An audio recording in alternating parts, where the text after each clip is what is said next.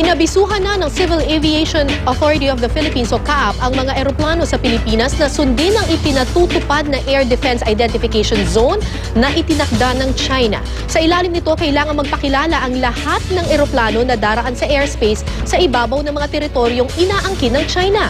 May nusigo si PR Canghel.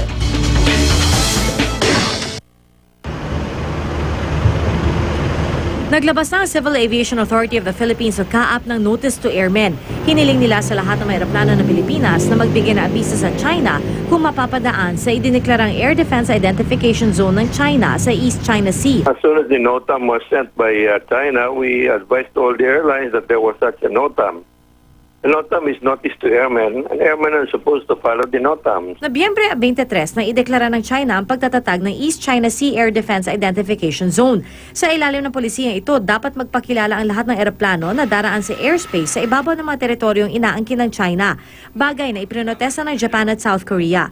Kabilang kasi dito ang tinatawag na Senkaku Island ng Japan o Diaoyu Island ng China. Pero ilang araw lang ang lumipas, dalawang di-armadong B-52 bombers ng Amerika ang lumabag sa kautusan ng China at lumipat sa ibabaw ng naturang isla nang di nagpapaalam sa China. Ayaw sabihin ng China kung ano ang gagawin nila sa mga eroplanong lalabag sa ipinapatupad nilang Air Identification Zone. Pero naka-high alert na rin daw ang Air Force nila at nagpadala na rin sila ng mga fighter jet para mag-monitor sa lugar. Paglilinaw naman ng China, di raw makakapekto ang kanilang bagong alituntunin sa mga commercial flight na dumadaan sa lugar. Bahagi lang daw ito ng kanilang karapatan para ipagtanggol ang inaangkin nilang teritoryo. Ang Estados Unidos nagsimula ng sumunod sa patakarang ito ng China.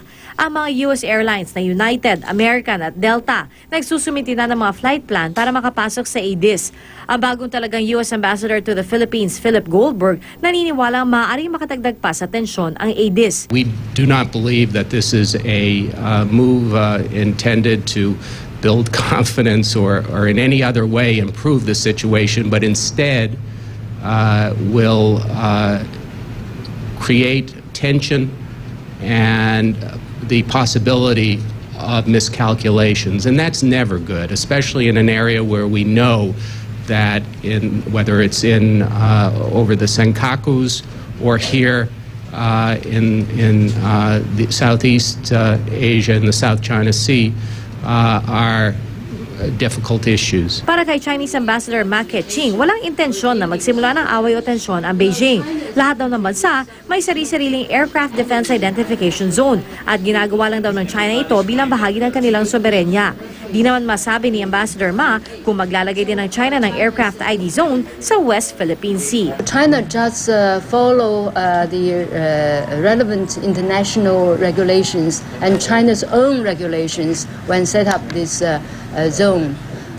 So I think the target is not to trigger an conflict, but to preempt any tension to be raised in these areas. PR Canghel, GMA News.